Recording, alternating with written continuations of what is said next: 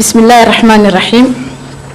Mesdames et messieurs, chers panélistes, honorables invités, Assalamu alaikum wa rahmatullahi wa barakatuh. C'est un immense plaisir pour moi d'être avec vous ce matin et de procéder à l'ouverture des travaux du panel de discussion sur la corruption dans les marchés publics.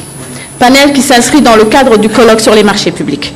Mon plaisir est d'autant plus grand que l'organisation de ce panel représente pour moi et la Commission nationale une opportunité de parler de la corruption en général et de la corruption dans les marchés publics en particulier.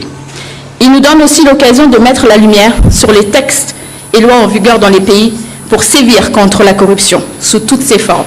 Mesdames et messieurs, les marchés publics sont un thème majeur de préoccupation pour l'intégrité de l'administration publique, car ils constituent une composante essentielle des programmes de dépenses publiques. À Djibouti, selon les statistiques de la Commission nationale des marchés publics, ce sont 277 marchés publics qui ont été traités en 2023 pour un montant total de près de 44, j'espère ne pas me tromper, 44 milliards 470 millions de francs Djibouti, soit 6% du produit intérieur brut et 29% du budget national. Cela montre à suffisance, si besoin en est, l'importance du budget mobilisé par l'État pour les marchés publics dans notre pays et la nécessité de la mise en place de systèmes appropriés de passation des marchés publics qui soient fondés sur la transparence, la concurrence et des critères objectifs pour la prise de décision pour garantir le bon usage des deniers publics. En matière de corruption, le constat général actuellement établi par divers spécialistes est que le virus de ce mal est devenu endémique et gangrène tous les domaines d'activité dans presque tous les pays du monde, y compris le nôtre. Comme le soulignait déjà sans détour en 2015 son Excellence, Monsieur le Président de la République, Al-Hajj Ismaïl Omar Guelleh, lors de la Journée internationale contre la corruption, en ces termes, aucun pays et aucun régime à travers le monde n'est vacciné contre ce fléau. Aucune institution d'origine humaine ne peut se prévaloir d'être définitivement à l'abri de la corruption. Alors oui, ne nous voilons pas la face. La corruption existe bel et bien chez nous.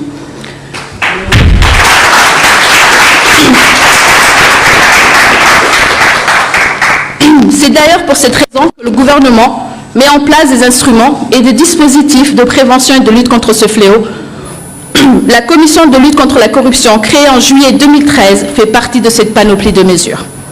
Pour mesurer le niveau de perception de la corruption et déterminer les secteurs les plus touchés par ce phénomène dans le pays, la Commission nationale envisage de mener cette année, avec le concours de l'Institut national de la statistique de Djibouti, une enquête auprès des ménages et une enquête auprès des institutions. Ces deux enquêtes, ainsi que des études spécifiques à mener par la suite, nous permettront de mieux documenter les pratiques corruptives et combler le déficit de données chiffrées sur la corruption au niveau national. D'autre part, on notera avec intérêt que selon des études de la Banque mondiale et de l'Union africaine, la corruption coûte chaque année 148 milliards de dollars à l'Afrique et qu'il est estimé que la corruption a lieu dans près de 70% des contrats publics en Afrique subsaharienne.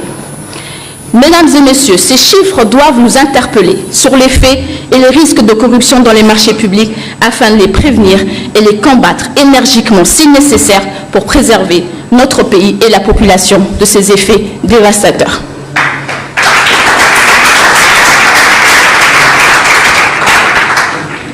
En effet, la corruption dans les marchés publics constitue un obstacle majeur au développement économique et social, en ce sens qu'il est le fondement d'une concurrence déloyale qui empêche les entreprises compétentes de remporter les marchés publics.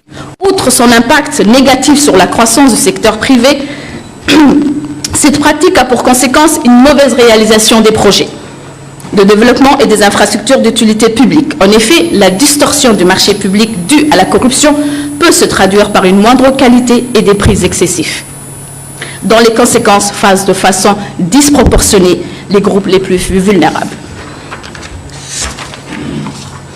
Aussi, les fonds publics détournés par la corruption dans les marchés publics pourraient être bien utilisés pour financer des projets de développement tels que des écoles, des hôpitaux, des routes, ou alimenter les fonds de filets sociaux pour lutter contre la vulnérabilité et la pauvreté, des populations. Dès lors, il nous incombe désormais d'identifier et de matérialiser sans délai les risques et les faits de corruption dans les marchés publics au niveau national.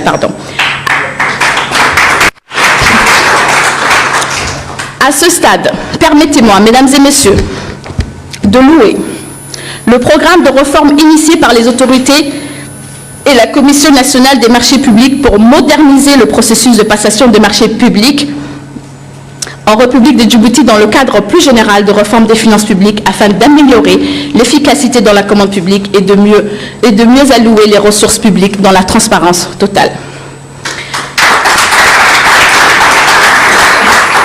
Pour ma part, je peux vous assurer, chers auditeurs, que la Commission nationale indépendante pour la prévention et la lutte contre la corruption, forte de ses attributions, s'engage désormais à jouer pleinement un rôle de veille et de contrôle dans les procédures de passation des marchés publics pour assurer l'accès équitable aux informations, la transparence dans les attributions et la qualité des marchés publics.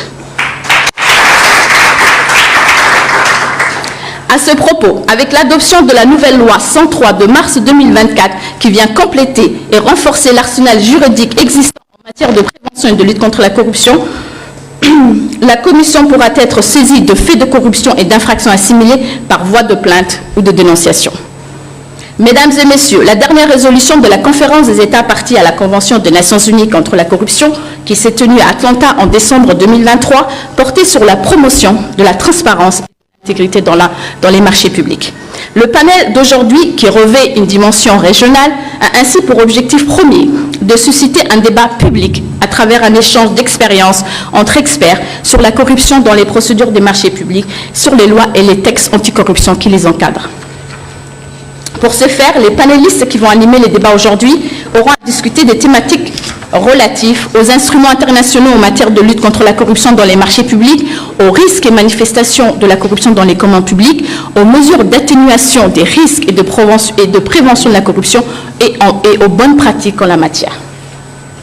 Ce panel se veut aussi être un espace d'information et de sensibilisation des professionnels de passation des marchés publics, des responsables d'entreprises et du grand public sur la corruption et ses méfaits dans les marchés publics.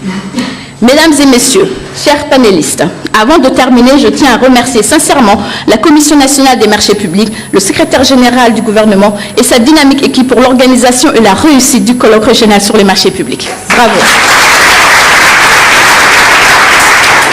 Je vous convie donc à un débat franc et constructif pour mieux atteindre les objectifs assignés ci-dessus. Sur ce, je déclare ouverts les travaux du panel sur la corruption dans la commande publique.